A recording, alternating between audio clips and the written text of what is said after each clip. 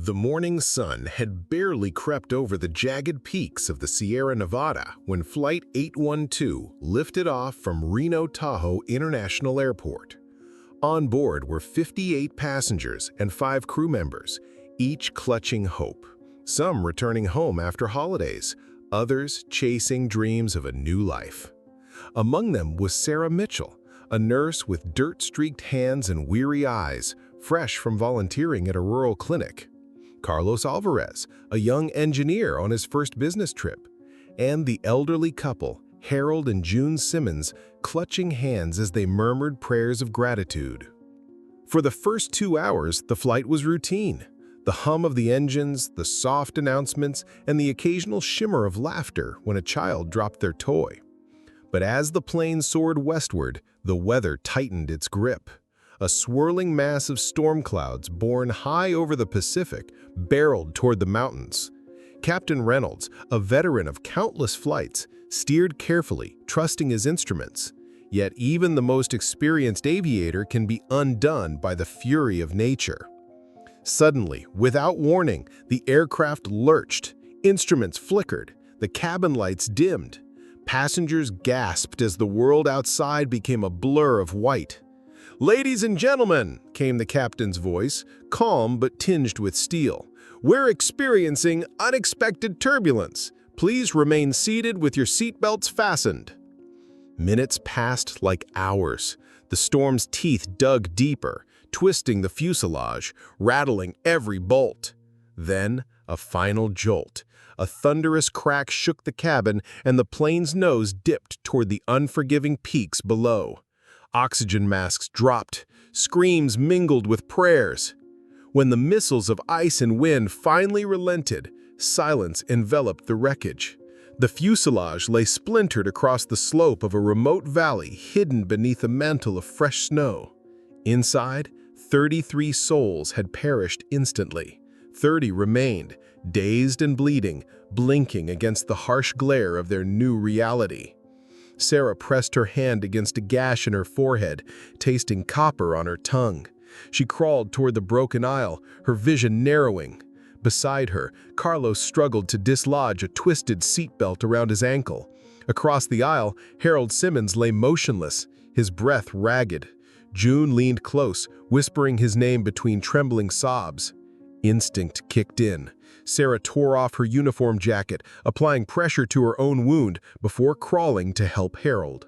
Carlos finally freed himself, then rushed to June's side, wrapping his arms around her trembling shoulders. Around them, survivors called out names, checked on children, offered comfort with quivering voices.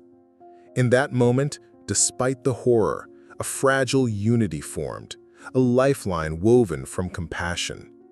As dusk approached, the temperature plummeted. The storm had moved on, leaving behind an icy stillness. The survivors huddled together amid the wreckage, gathering what supplies they could find. Bottled water, first aid kits, a handful of energy bars. The emergency beacon, buried beneath snow, lay silent, its wiring severed. Radio calls for help drifted into the void and back, unanswered. Night descended like a guillotine, swallowing the valley in absolute darkness. The survivors built crude shelters from broken seats and baggage. They lit a small fire, its flickering warmth a temporary reprieve. Each flicker revealed faces gaunt with shock, eyes haunted by the realization that rescue might not come for days or weeks. Sarah's mind raced. As a nurse, she rigidly organized the wounded. Minor fractures, hypothermia risk, head injuries. She delegated tasks. Carlos would jury-rig the flare gun from the cockpit, June would gather any remaining supplies, and the younger passengers would stand watch for passing aircraft. Every plan felt insufficient, every breath bittersweet. Yet beneath the fear lay a stubborn ember of hope. They had endured the impossible. Together they could summon strength from the wreckage itself. Tomorrow, they would climb to higher ground. Tomorrow, they would search for a signal, any sign of civilization. Tomorrow, They would fight to remain alive. As the fire's glow faded, Sarah pressed her cheek against the cold metal of the fuselage and whispered a vow. "We will survive. We will be found." Dawn broke with a pale glow that pressed against the jagged horizon like a tentative promise. The survivors stirred beneath their makeshift shelters, stiff and aching from the cold night. Sarah shook off the last vestiges of sleep as she snapped on her headlamp, its beam cutting through the gathering gloom. Around her, the hush of the mountains was broken only by labored breaths and the scrape of shifting debris. Carlos emerged from the cockpit canopy, clutching the improvised flare gun. He tested its trigger. No spark. The wiring had been mangled in the crash. He exhaled a shaky curse. "We need a signal," he said, voice rough with urgency. "There's a ridge 2 miles north. If we can get above the valley floor, maybe a rescue plane will spot us." At Sarah's nod, the group assembled what they could carry. A handful of energy bars, a broken portable radio, blankets, and a single medical kit. Survivors wrapped themselves in layers of torn fabric, faces pale but determined. Harold Simmons, despite his age, volunteered to lead, his gait slow but unyielding. Beside him, June's grip on his arm was iron strong. The climb began with cautious steps over a slope slick with ice. Every footfall threatened to send them sliding into a cavern of rock and snow. Sarah halted frequently to tend to minor injuries, blisters, sprains, the first hints of frostbite on numbed toes. She dared not show her exhaustion. She was the beacon of strength they so desperately needed. As they climbed higher, the wind hurtled around them like a living thing, snatching at scarves and tearing at clothing. The temperature plunged, and the thin air left their lungs burning. Carlos stumbled, his leg buckling beneath him. A gasp went up as he tumbled against a boulder. Sarah raced back, her hands steady as she assessed a deep contusion on his thigh. "You'll walk," she said firmly, binding his leg with a strip of torn seat fabric. "Every step is a step closer." 5 hours in, they crested the ridge.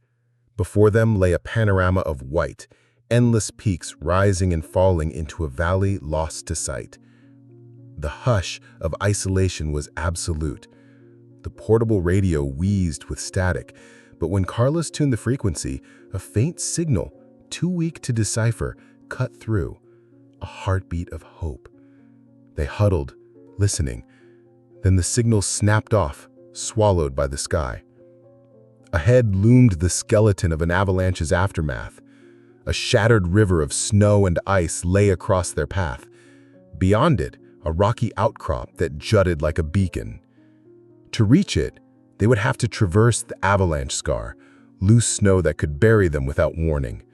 Fear rippled through the group, yet desperation overrode it. Sarah paused at the edge of the debris field, scanning for the most stable crossing. She found a narrow ridge where the snow was packed firm over stone. One by one, they tested the crust. Sometimes it groaned, sometimes it held. She went first, the flare gun strapped to her pack, its barrel now more weight than weapon. Her heartbeat echoed in her ears as she crossed, each step deliberate. Halfway across, a tremor shivered through the slope. Michael, the young accountant sitting nearest the tail, froze. The snow beneath him cracked. "Move!" Sarah yelled, grabbing his arm. She yanked him forward as a wave of powder roared behind them. They stumbled onto solid ground, panting, faces wet with sweat and tears. At the outcrop, the wind dropped. They sheltered behind a boulder rim, sharing their dwindling supplies. No one spoke of fear. There was no time. Sarah pressed scraps of chocolate into trembling hands. Harold placed a firm arm around June, whispering reassurances that neither believed. The sun dipped, coloring the sky in bruised purples and blood-red streaks. Nightfall caught them unprepared. They fashioned a hasty camp, dragging shattered tree limbs for firewood. The smoke curled upward, a feeble signal to the heavens. Beneath the stars, they huddled close, bodies pressed for warmth. As Sarah watched the embers, a new terror settled in her chest. They had yet to find water. The melting snow in their cups would not last the journey back down, let alone further north. And if rescue did not come, they would be forced deeper into these mountains, battling hunger, cold, and despair. Yet, as the fire sputtered, Sarah felt the same ember of hope stir within her. Rachel, the kindergarten teacher from Seattle, leaned against her shoulder and whispered, "We will tell our stories." Sarah nodded, tears frozen on her lashes. "We will survive these mountains, and the world will know our names." The morning light that filtered over the ridge was weak and pale, as if even the sun hesitated to break the chill of dawn. Sarah stirred, the ache in her joints a constant reminder of the altitude and the long hours since the crash. Around her, the survivors lay in restless slumber, their breaths shallow and irregular. The fire's embers, now cold, had left behind only gray ash and brittle shards of charcoal. Sarah arose and began her daily ritual, collecting every last remnant of warmth. She scavenged for dry wood beneath the boulder's overhang, brushing aside small stones and shards of ice. Each stick she fed into the smoldering coals coaxed a flicker of flame, enough to warm her numb fingers as she roused the others. Carlos leaned against the rock wall, shivering despite layers of torn fabric. "Report, nurse," he rasped, voice barely above the whisper of wind. Sarah checked his leg, now swollen and discolored, and shook her head. "Inflammation setting in. You need elevation and rest." But we can't linger. Shelter below may offer more resources. A murmur of agreement rose among the group. The rocky outcrop had protected them from avalanches, but offered no water source. Sarah had melted snow to fill their canisters, rationing each drop. They had managed 3 days of water since the crash, and now the well had run dry. Harold Simmons bent beside June, clasping her hand. "We'll find water," he promised, though his eyes betrayed exhaustion. June nodded, tears freezing on her eyelashes. "For our grandkids," she whispered, finding a spark of purpose in the promise of reunion. They broke camp, packing their meager supplies, energy bars reduced to powdery crumbs, 2 flasks of lukewarm water, blankets that stank of smoke, and the broken portable radio. The climb down was steeper than the ascent, the path narrow and slick with ice. Each step required caution. One misstep could eject them into the abyss below. Sarah led, headlamp fixed on the hidden crevices in the rock face. Her heart hammered when she felt the ground shift beneath her boots. She froze, listening to the brittle hiss of snow sliding from the cliff's edge. Behind her, Rachel, the kindergarten teacher, gasped and clutched Sarah's arm. The slope trembled, then settled. "Keep moving," Sarah urged, pressing forward. They edged down the slope, feet angled to maintain friction. Every muscle burned with the effort, and the thin mountain air left them gasping.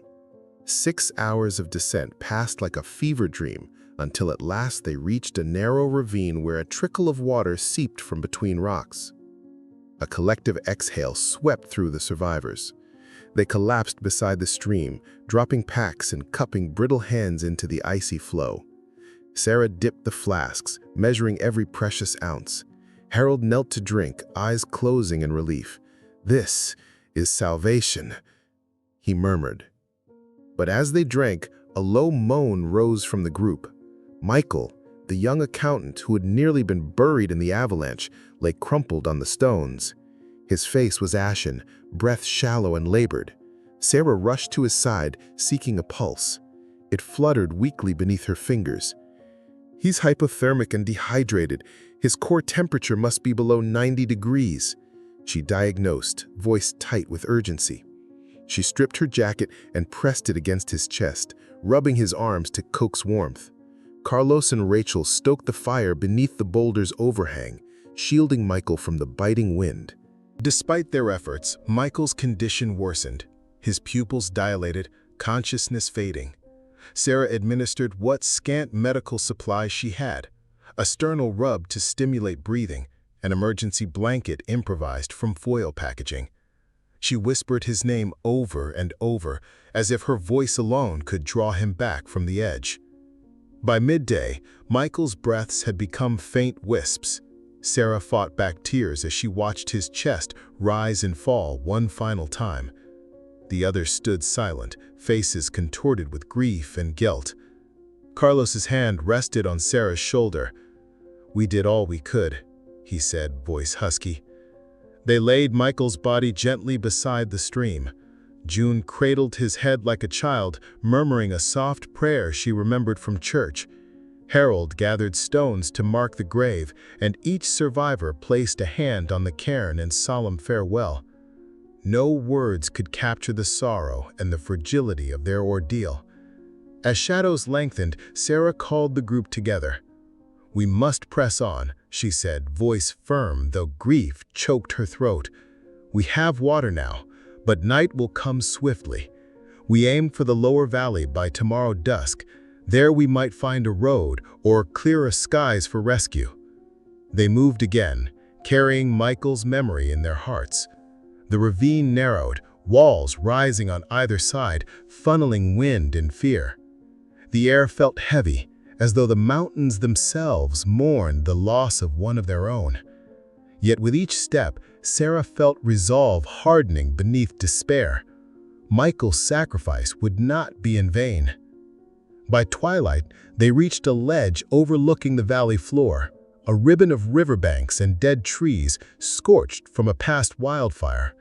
The sight offered no comfort, only the stark reminder that nature could be both destroyer and savior. The wind howled through the opening, carrying the faintest echo of flowing water far below. Sarah knelt, pressing a hand against her pounding heart. "We survived together," she vowed, lips trembling. "For Michael, for everyone." By dawn's first light, the survivors stood on the rocky ledge, peering down into the valley floor like exiles gazing toward distant home. The ravine behind them offered narrow safety, but the valley below promised both danger and salvation, a chance at warmth, resources, and perhaps a road where rescue might find them. Below, a black ribbon of river cut through ash-gray forest, the trees still charred from a wildfire seasons past. Sarah tested the slope with her boots. It angled at a perilous 30 degrees, slick with frost and loose scree. Each step would demand the utmost care. She motioned to Harold and Carlos, who secured makeshift handholds with twisted metal rods scavenged from the wreckage. Together, they rigged a rope from seatbelts, anchoring it to a sturdy boulder above. One by one, they descended, hearts pounding with effort and fear.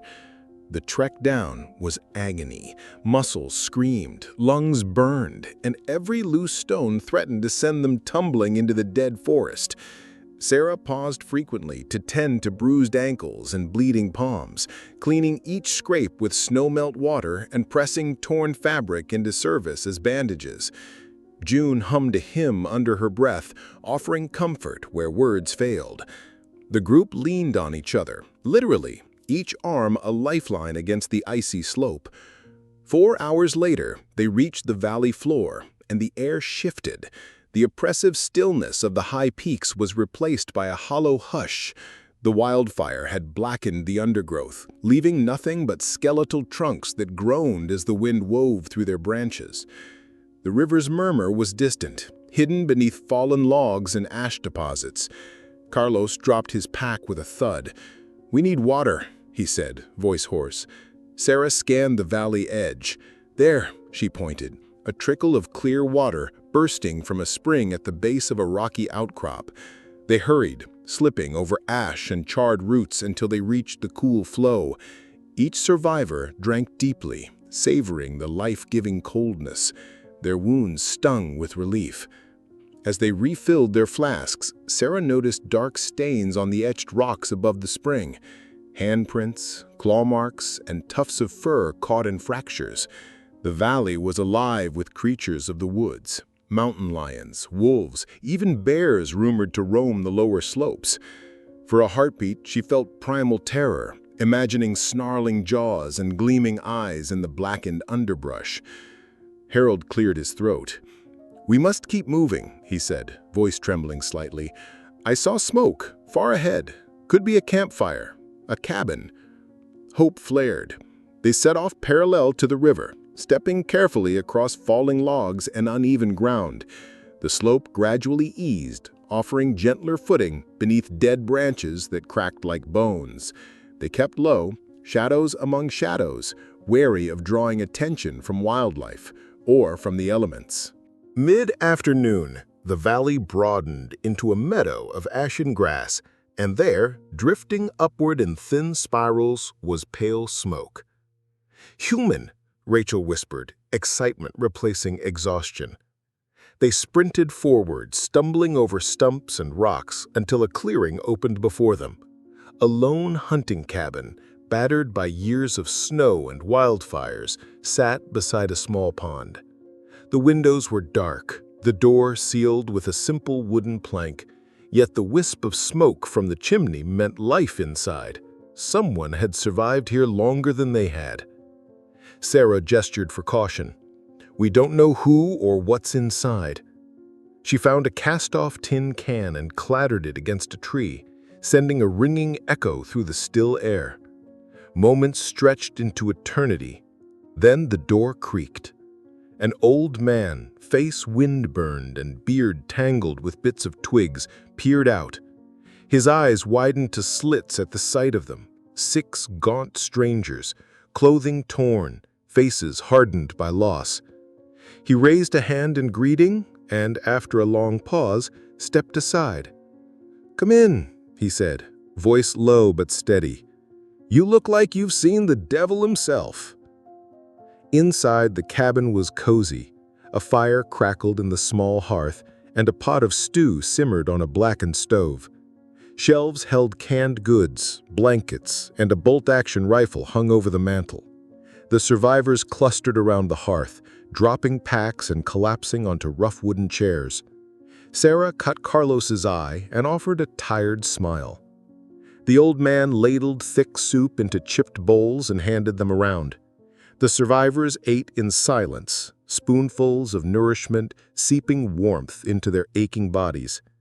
Outside, the dying light drained from the sky, but inside, the glow of the fire brought tears of relief. Sarah looked around at the weary faces: Carlos, Harold, June, Rachel, Michael's vacant spot a reminder of their sacrifice. She placed her bowl on the wooden table and addressed them softly. "We're not safe yet. Rescue could be days away. But here, at least, we have shelter, food, and water. We'll get through the night." June whispered a prayer of thanks under her breath. Harold rested a reassuring hand on her back. Carlos closed his eyes, exhaustion overwhelming him. Sarah's fingers tightened around the edge of the table. She forced herself to breathe steadily, determined to remain the anchor for the group. Through the cabin window, the moon rose, casting silver light across the pond. The mountains loomed beyond, silent sentinels that had been both prison and crucible. Sarah pressed her lips together. Tomorrow they would find the main road and signal for help. Tomorrow they would leave the valley's shadows behind. But for tonight, they would rest. The cabin's warmth was a balm against the mountain chill, but the flickering firelight cast long, uneasy shadows on the rough-hewn walls. Sarah lingered by the hearth after the others had settled into makeshift beds of blankets and spare clothing. Her mind refused rest, haunted by the memory of Michael's final breath and the cruel beauty of the peaks that had both sheltered and betrayed them. Outside, the wind rattled the cabin's single window pane, carrying the plaintive howl of distant peaks. Somewhere across the valley, an owl called, its mournful cry echoing like a distant plea. Sarah drew a deep breath, steeling herself for the long vigil ahead. She poured 2 steaming cups of tea, water boiled from the pond's fresh spring, and carried one back to Carlos, who lay curled on a pile of blankets near the stove. He accepted the cup with a grateful nod. "You're up early," he murmured, voice husky with fatigue. "I promised to keep watch," she replied softly. "We're not out of danger. Wildlife, weather, anything could happen." She handed him the tea. "Drink." Carlos raised the cup with trembling hands and blew on its surface. "Thank you, nurse." He paused, studying her face. "You should rest." Her lips curved in a tired smile. "I rest when I'm dead." She turned to stoke the dying embers of the fire. At the far corner of the cabin, Harold Simmons stirred. June sat beside him, wiping crumbs of stew from his chin. He looked up as Sarah approached. "Is Michael's spot still empty?" he asked quietly. I nodded. "I left his blanket there." She hesitated. "Your faith. I'm not a religious woman, but I think he's at peace now." Harold's weathered face creased in sorrow. "He deserved so much more. These mountains, they don't give second chances." He looked toward the door where smoke curled from the chimney. "Thank you, Sarah. You've done more than your duty." Her gaze drifted to the gathering gloom beyond the cabin walls. "We all have a role here. Together, we survive." Outside, snow began to fall in large, lazy flakes, drifting down like feathers from an angry sky. Within minutes, the ground was dusted in white, and the air turned brittle with the promise of deeper cold. Sarah closed the door against the wind, sliding a heavy plank into place. The cabin shuddered under the first gusts of the storm that was brewing, a storm that could trap them here for days. She checked on Rachel and the 2 children who had been born mid-flight, the infant twins of a young couple from San Francisco. Their mother held them close, swaddled in hospital blankets Sarah had salvaged. Both infants slept fitfully, their breaths warm against her cheek as she adjusted their wraps. Outside, the wind lashed the cabin's walls, and the fire roared to life as if in protest. Sarah took her place by the single window, peering into the gathering blizzard. Only the faint glow of the hearth illuminated the interior, making the cabin feel like a fragile ark adrift on a white sea. She traced snowflakes as they spiraled downward, each one a frozen reminder of how far they had fallen and how far they still had to go. Hours passed as she watched. The wind shifted, and with it came a distant rumble, perhaps an avalanche on the opposite ridge, or simply the groan of collapsing snow. Sarah's pulse quickened. She fetched her notebook from her jacket pocket and began to sketch the cabin's floor plan and the surrounding topography, noting possible escape routes once the storm passed. Every detail mattered. The location of the spring, the slope of the valley, the burned forest that might serve as concealment or a death trap. Carlos joined her by the window, leaning close. "We can't stay here forever. Supplies are limited, and once this storm ends, the road might be buried under several feet of snow." Sarah nodded. "Our best chance is tomorrow afternoon, once the wind's calm. We'll set out at first light."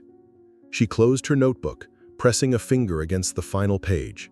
"But we have to wait this out. If we leave during the storm, we'll be blind in white, lost." Carlos sipped his tea. "You've thought of everything." She met his gaze. "I've survived 2 wars," she said quietly. This is just another battle." Night deepened, and the cabin grew colder despite the fire. One by one, the survivors roused themselves from a fitful sleep to share the watch. Sarah divided the night into shifts, 1 hour each, ensuring that at least 2 people would be awake at any given time. She took the first watch, then passed the torch to Harold and Carlos, who braved the growing gale outside to check the perimeter and pump fresh water from the spring through an improvised pipe.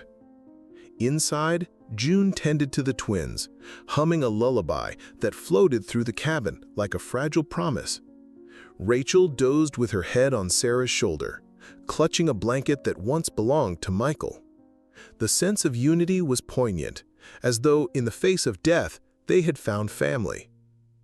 When Sarah's second watch began, the storm raged with full fury. Snow pounded the window, and the roof creaked under the weight. Fear pulsed in her veins, but she refused to succumb. She relit the fire with trembling hands, scattering embers through the hearth. Sparks danced in the hearth's glow, illuminating the cabin's faces. Faces bruised by grief, yet alight with determination. At dawn, when the storm finally spent its strength, the survivors emerged into a world transformed. Snowdrifts rose like silent sentinels, swallowing the valley's contours in a blinding white. Sarah inhaled sharply, pressing her palm to the cold window pane. The storm had granted them shelter, but it had also trapped them in a frozen prison. She turned to the group, her breath visible in the frigid air. "We made it through the night," she said, voice firm. "Now we begin the next leg of our journey. We'll find the road, we'll signal for help, we'll survive." A hush fell over the cabin as the survivors braced themselves for the day ahead. Outside, the mountains stood silent and indifferent beneath the winter sky. But within the cabin's battered walls, a new resolve was born, an unbreakable bond forged in snow, fire, and loss. The dawn light was a pale smear against the horizon, filtered through the thick veil of yesterday's storm. Outside, the world was unrecognizable. Snowdrifts rose like silent sentinels, swallowing the valley's contours in a blinding white. Sarah pressed her gloved palm to the cabin window, watching as each flake shimmered in the ghostly glow. Today, they would traverse this frozen passage to reach the highway and whatever hope of rescue lay beyond. They packed swiftly, their breaths rising in little clouds of steam. Carlos led the effort, fashioning snowshoes by lashing together lengthwise seat cushions and luggage straps.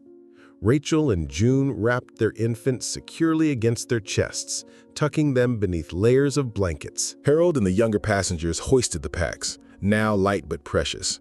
Each energy bar, each swig of water, each bandage could mean the difference between life and death. Sarah paused to check Michael's memorial cairn outside the cabin door. A simple stack of stones, dusted now with fresh snow, stood as a testament to their fallen friend.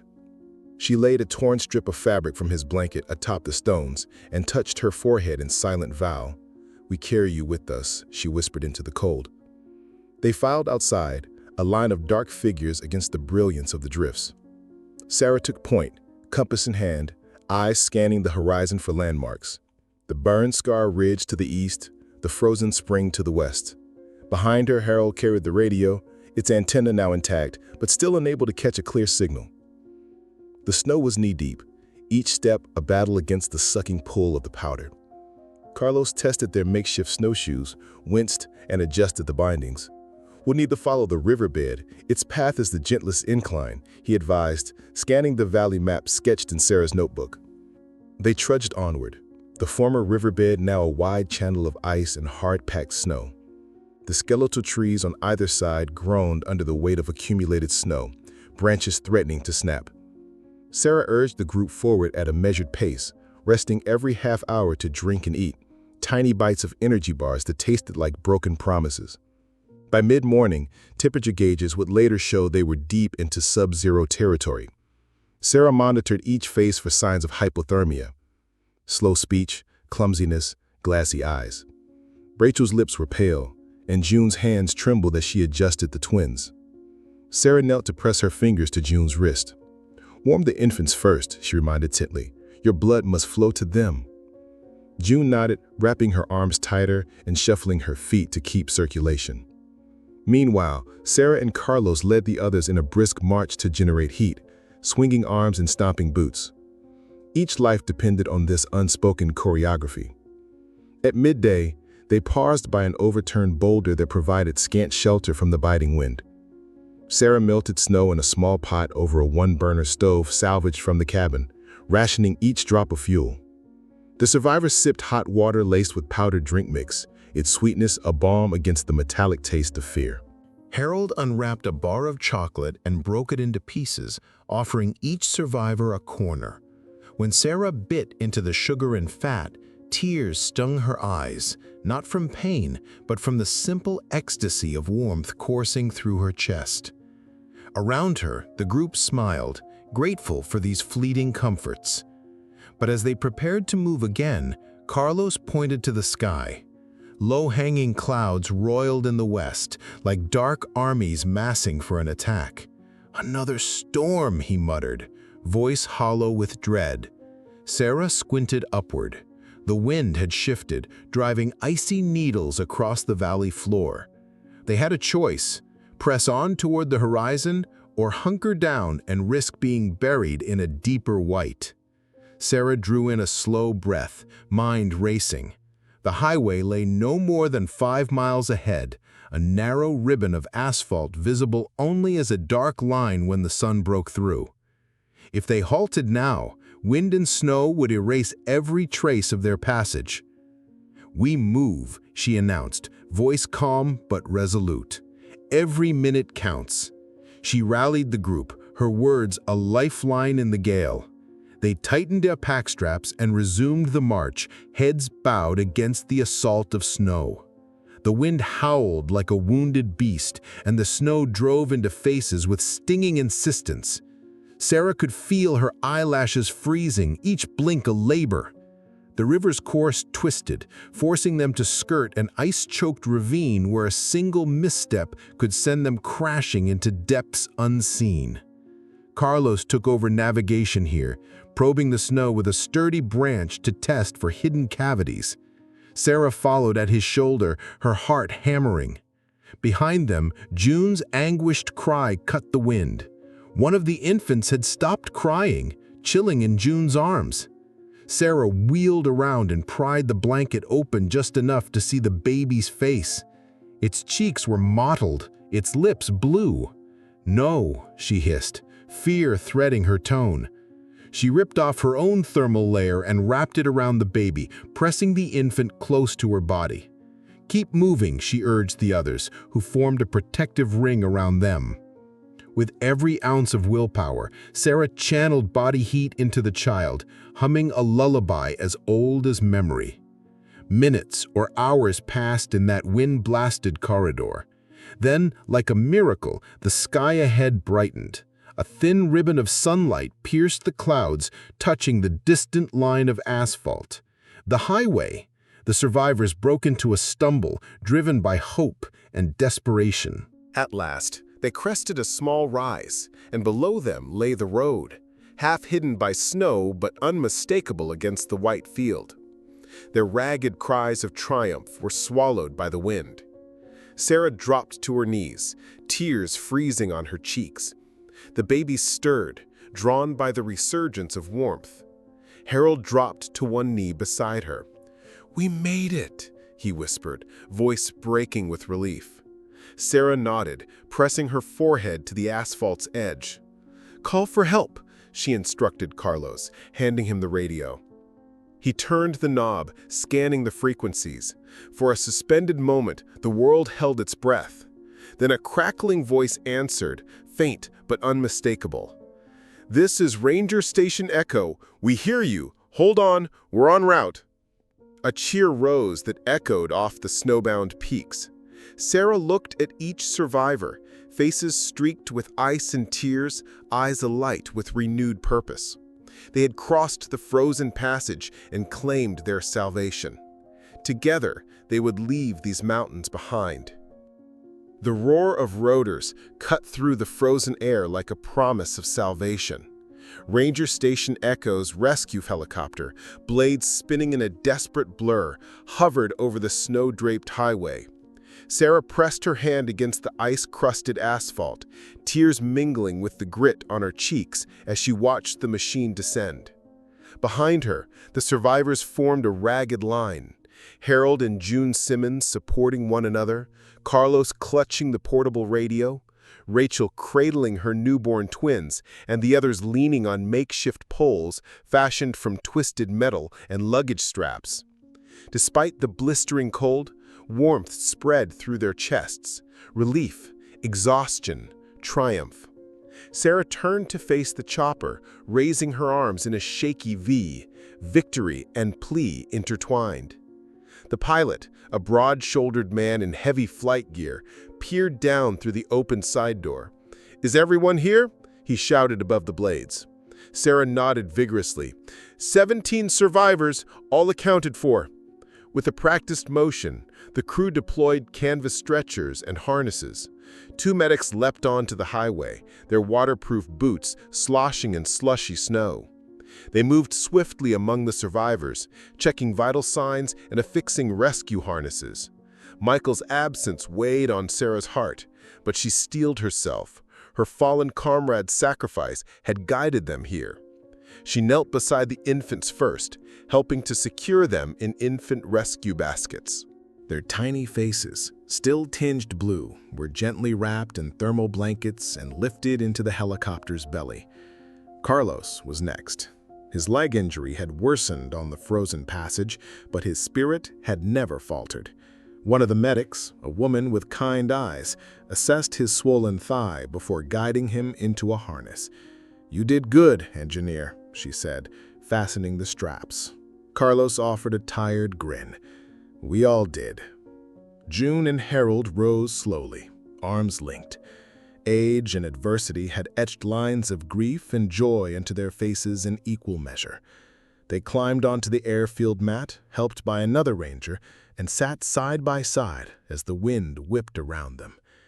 When the helicopter lifted, Sarah watched them ascend, their small figures swallowed by the blur of snow and rotor wash. She turned to the last group, Rachel and the remaining passengers, 2 children, the young accountant who had survived the avalanche, and several others whose stories she scarcely knew, but whose faces she would never forget.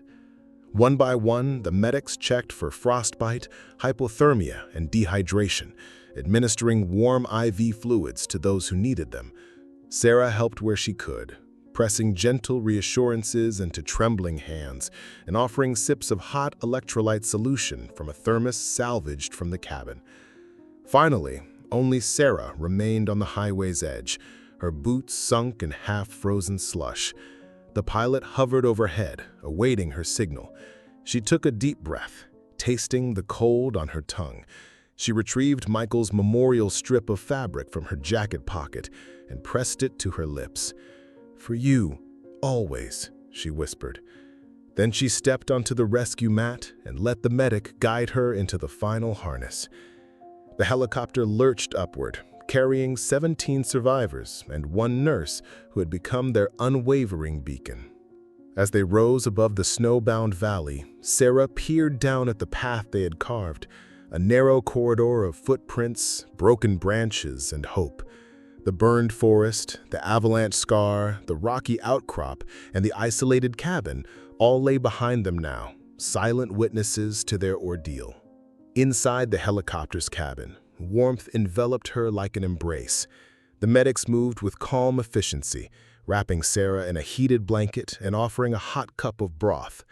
She sank into a padded seat, exhaustion pulling at her limbs. Yet, even amid the hum of engines and the soft click of medical monitors, her mind replayed every step of their journey, the crash's thunderous impact, the hush of survival's first night, Michael's final breath by the spring, the cabin's flickering fire, and the frozen highway that had been their lifeline. Above them, the Sierra peaks vanished beneath cloud cover. The pilot banked the helicopter eastward, back towards civilization and the promise of hospitals, warm beds, and reunions with loved ones. Sarah closed her eyes, tears slipping free as the rhythm of the rotors lulled her into a quiet reverie. Each heartbeat echoed with gratitude for the courage of strangers, the resilience of the human spirit, and the enduring flame of hope that had guided them through 72 days of unimaginable trial. As the helicopter descended toward a snow-cleared helipad at the edge of a small mountain town, Sarah gathered her strength. Ahead lay recovery, debriefings, headlines, and perhaps even awards for bravery. But she carried with her something far more precious: the stories of every soul who had made this journey. Their voices, Maria's laughter as she found a hidden can of beans in the wreckage, Carlos's steady whistle to keep morale high, Harold and June's prayers beneath the cabin shingles, each would live on in her telling. She stood as the helicopter skids touched down, unstrapped her harness, and followed the medics onto solid ground. Snowflakes drifted down around her, soft and silent. She inhaled deeply, tasting freedom and survival on the mountain air. Outside the helipad, a line of waiting ambulances blinked their lights in welcome. Journalists and photographers clustered behind a makeshift barrier, their cameras clicking. But Sarah walked past them, head held high, toward the ranger who approached with a gentle nod and an outstretched hand. "Welcome back, Nurse Mitchell," he said, voice warm despite the cold. She offered him a tired smile and clasped his hand firmly. "Thank you," she replied, her gaze drifting upward toward the peaks. "But the real thanks goes to all of us, together." Behind her, the survivors emerged one by one, each stepping into the light of rescue and bearing the scars of survival. And as they moved toward the ambulances and the promise of healing, Sarah thought of Michael's memorial cairn, still standing on the highway's edge, a silent guardian of their passage. She vowed to return one day, to lay flowers at the stones and honor the friend who had given everything so they might live. The long road home had begun. The sterile brightness of the hospital corridor felt alien after the muted world of ice and rock. Sarah stepped off the gurney platform into a flurry of activity: nurses checking vitals, technicians wheeling machines, and the distant hum of fluorescent lights overhead. Around her, the 17 survivors were scattered between beds and stretchers, each attended by medical staff who moved with practiced efficiency. The scent of antiseptic lingered in the air, sharp and cleansing. Everything here promised healing, yet every beeping monitor echoed memories of the mountains that had tested them so cruelly. Carlos lay in a private room with his leg elevated. The swelling had receded under careful care, but a bruise the size of a dinner plate colored his thigh. He managed a grin when Sarah entered, eyes bright but tired. "They called it a miracle rescue. I just call it a miracle to be breathing." Sarah squeezed his hand. "You earned it. We all did." Down the hall, Rachel's twins lay wrapped in colorful blankets, their faces finally rosy. June hovered at their incubators, rocking back and forth, tears of relief streaming freely. Harold stood beside her, leaning on a walker loaned by the hospital, gazing at the infants with wonder. When he caught Sarah's eye, he offered a nod heavy with gratitude. Over the next 24 hours, the survivors trickled through assessments: X-rays to rule out lingering fractures, blood tests for dehydration and infection, and neurological checks to ensure that the trauma of hypothermia had not caused lasting damage. Sarah moved among them, her nursing instincts firing on all cylinders. She checked bottles of warm saline, adjusted blankets to prevent chills, and offered soft words of reassurance, even as each act reminded her of Michael's absence. That evening, a meeting was arranged in a small conference room off the corridor. The hospital chaplain, a gentlewoman in her 60s, encouraged the survivors to share how they were coping. One by one, they spoke of nightmares, of snow closing in, of empty cabins, of Michael's last whisper.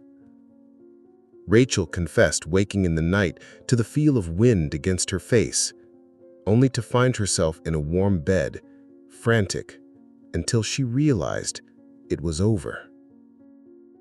Harold described visions of the highway melting away, leaving him stranded forever in the storm. Sarah listened, heart clenched. When it was her turn, she took a breath and spoke softly.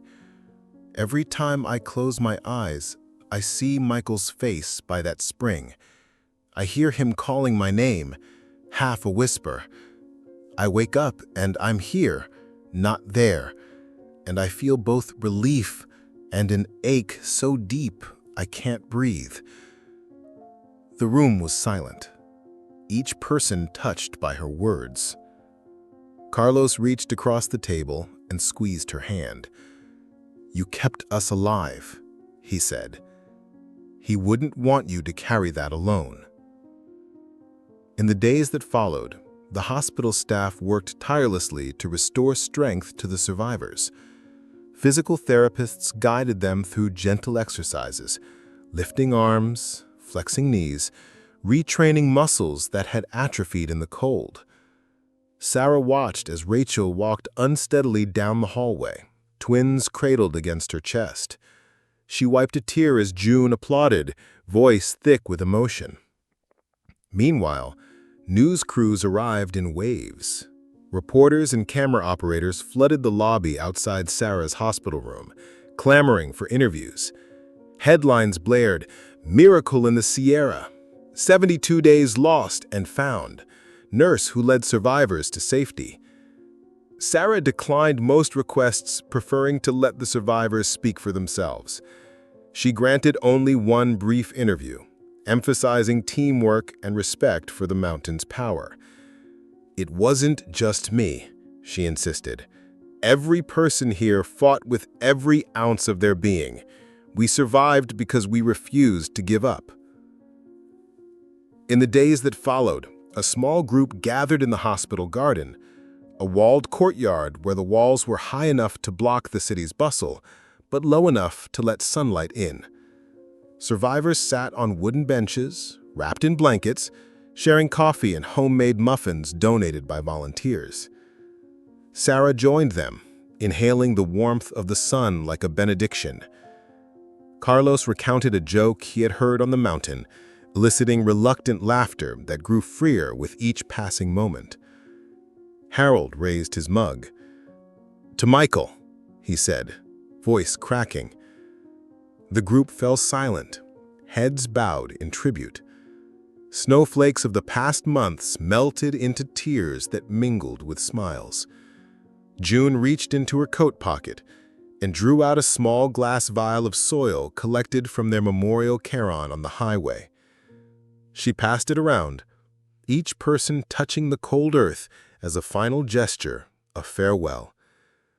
As afternoon light waned, Sarah stood at the edge of the garden. She opened her notebook, now bulging with sketches, maps, and notes, and added one final entry. "Return here someday, honor Michael, share our story." A peace settled over her as she closed the book. They had come full circle, from the moment the engines died to this sunlit courtyard. The valley's shadows still lingered in their hearts, but now they were tempered by hope, resilience, and the promise of what lay ahead. That evening, Sarah walked out of the hospital hand in hand with Carlos, June, and Harold. The sun dipped behind city roofs, painting the sky in bruised purples and gold. Each step on solid pavement felt strange, yet comforting. They paused at a street corner, the city's noises swirling around them, car horns, distant sirens, chatter of passers-by. Carlos looked at Sarah and grinned. "Ready for a real meal?" he asked. Sarah smiled back, feeling lighter than she had in months. And maybe a hot shower that doesn't involve melting snow. Laughter fluttered between them, a fragile, beautiful sound. As they crossed the street together, Sarah felt Michael's presence beside her, not as a burden, but as a guiding light. The impossible survival of Flight 812's passengers would become a testament to human courage, and she would make sure the world never forgot the price they paid and the bonds they forged in 72 harrowing days. Winter's grip had finally loosened when Sarah returned home to San Francisco. The city's rolling fog and warm coffee shops felt surreal after months in snowbound isolation, yet as she stepped through her front door, the familiar creak of floorboards welcomed her like an old friend, proof that life, though altered, still moved forward. The first rays of morning light filtered through the curtains as Sarah unpacked the single duffel she had carried through 72 days of nightmare and hope. Inside were the few personal items she had saved: a battered notebook filled with maps and sketches, a faded photograph of her late grandmother, and the torn strip of Michael's memorial fabric. Sarah placed each item carefully on her desk, arranging them like relics on an altar. Each carried the weight of memory and the promise of purpose. A week later, the survivors reunited for what had been dubbed the homecoming ceremony at Golden Gate Park. The event was part memorial, part celebration, a gathering of those who had faced the mountains and returned. Sarah arrived early, her black nursing scrubs replaced by a simple navy dress, her hair pulled back loosely. She carried with her a framed map of the Sierra Nevada, marked with each survivor's route, a gift she hoped would honor their journey. The attendees trickled into the pavilion's wooden benches, faces bright with emotion. Carlos leaned on a walking cane, his legs still healing, while June and Harold arrived arm in arm, June's laughter ringing clear as she gazed at her twins, now lively toddlers wrapped in knitted blankets. Rachel hovered nearby, radiant as a new mother. The children clutched plush mountain lion toys donated by a local wildlife charity.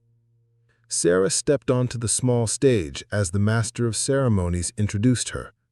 The crowd fell silent, October's crisp breeze carrying the scent of eucalyptus.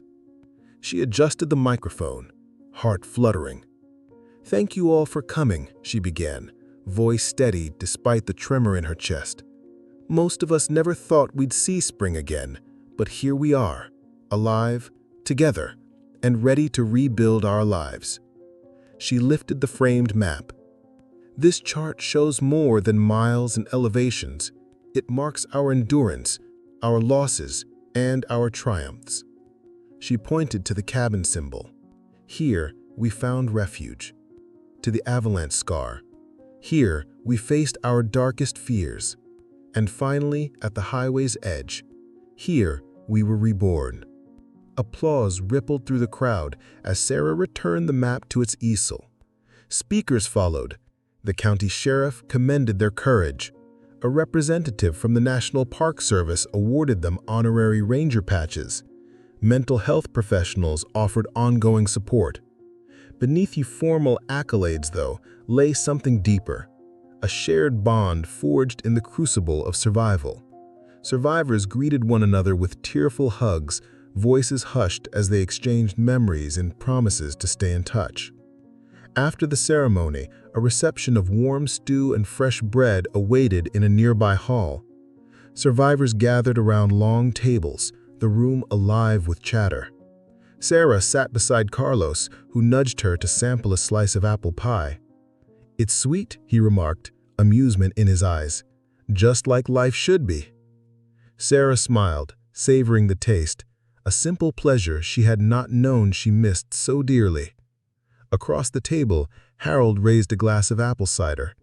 "To Sarah," he said, voice rich with gratitude, "for leading us through hell and back." The hall fell silent as glasses clinked. Sarah's vision blurred as she stood to accept their toast. She raised her glass with shaky hands. "To all of us," she corrected softly, "we survived as one." In the days that followed, life resumed its rhythms. Hospital shifts, family gatherings, visits with therapists, and morning runs along the bay.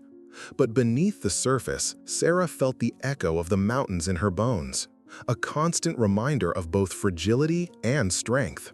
She revisited her notebook often, studying maps to prepare for writing a book that would chronicle their ordeal. She reached out to publishers, determined that Flight 812's story remain unforgotten. One crisp morning, Sarah found herself standing before the window of her apartment, watching seagulls wheel over the water. In her hand was the final draft of her manuscript's first chapter. She pressed her forehead against the glass and whispered, "This is for you, Michael." The torn fabric rested atop the manuscript, no longer just a memory, but a testament to the spirit that had carried them through the white silence. As she typed the first words, "When Flight 812 disappeared into the Sierra Nevada, 17 souls embarked on a journey beyond fear," Sarah felt a surge of purpose. Their survival was not an end, but a beginning, a story to share, a message of resilience, and a bond that would endure beyond the peaks they had conquered. The spring sun crept over the eastern horizon, igniting the peaks of the Sierra Nevada in rose-gold light. Sarah stood alone on the helipad where Flight 812 survivors had first touched solid ground, her breath rising in gentle clouds. Beneath her feet, the asphalt was long melted of snow, and yet the memory of ice still clung to her bones. Today marked the final step of a journey that had begun in terror and ended in triumph. Today, she would lay Michael's memorial at the foot of the cairn they had built together all those months ago. With careful hands, she unpacked a small wooden box from her backpack. Inside lay letters from each survivor. Harold's prayer of gratitude, June's needlepoint cross stitched with their names, Carlos's schematic of the makeshift snowshoes he had built, Rachel's drawing of her twins smiling amid the wreckage. Sarah traced her fingers over each keepsake before placing them tenderly at the base of the stones. Finally, she unfolded the torn strip of Michael's fabric, now frayed at the edges, and draped it around the cairn's tallest peak. The wind stirred, carrying a distant echo of rotor wash and human voices. Behind her, the group gathered, Carlos hobbling on his healed leg, June holding one of the twins who reached out curiously at the rocks, Harold steady as ever with his cane, Rachel clutching both children to her chest, and the remaining survivors, faces lined by both sorrow and joy. They formed a half circle around the cairn, the rising sun casting long shadows at their feet. Sarah stepped back and cleared her throat. Her voice, steady yet rich with feeling, carried across the clearing. "This cairn stands as our witness," she began. "It marks the place where we were broken and where we found each other. Michael gave his life here so we might live. Today, we honor him by living fully, by carrying his memory into every moment that follows." A hush fell. June approached the cairn and laid a single wildflower she had pressed between book pages, its petals still vivid despite the cold months.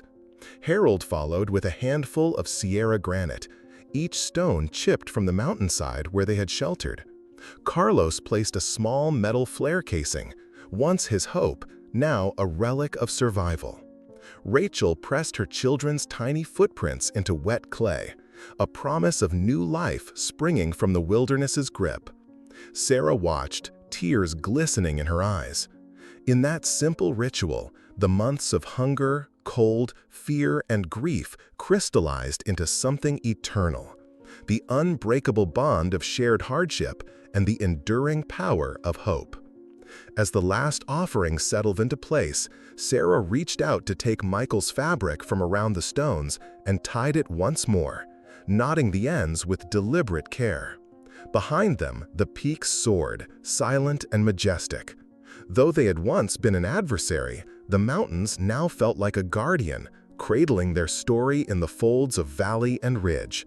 Sarah raised her head to the sky and whispered, "Thank you." They lingered in quiet communion until the sun stood high, its warmth a gentle benediction. Then Sarah turned to the group. "Our journey does not end here," she said. "We carry our story and Michael's into the world. We share it so that no one forgets the fragility of life, the strength of community, and the miracle that can bloom in the heart of despair." One by one, they embraced, the circle completing itself in tears and laughter. As they walked down the trail toward the ranger station, their steps were lighter than when they had first trudged this valley. The scars of 72 days remained etched in their memory and, in subtle ways, on their bodies. But the weight of survival had transformed into a mantle of resilience. Back in San Francisco, Sarah's manuscript took shape. Publishers and speakers requested her presence. The story of Flight 812 found its way into magazines, radio programs, and school curricula, an enduring testament to courage. Carlos invited her to speak at engineering seminars on improvisation under pressure. Rachel organized a foundation for mountain safety education in honor of Michael. Harold and June traveled with her to unveiling ceremonies of memorial plaques along the Sierra crest. Yet, amid the accolades and attention, Sarah treasured the simple moments most. A quiet morning's reflection over coffee, the gentle coo of twin infants, the rustle of pages in her notebook as she drafted each chapter. Each time she felt the ache of loss, she opened the box of survivor keepsakes and remembered the voices that had carried her through the white silence. On the anniversary of their rescue, 21 months after the crash, Sarah returned once more to the cairn. The stones stood unchanged, weathered but steadfast. She knelt to brush away debris, smoothed the fabric around the peak, and spoke Michael's name aloud. A gust of wind swept through the valley, a whisper in response. As she rose and gazed at the sunlit peaks, Sarah felt the mountains pulse with life, the secret of survival etched into every crevice. And she carried that secret with her, always a reminder that even in the darkest storm, human compassion and courage can forge a path to dawn.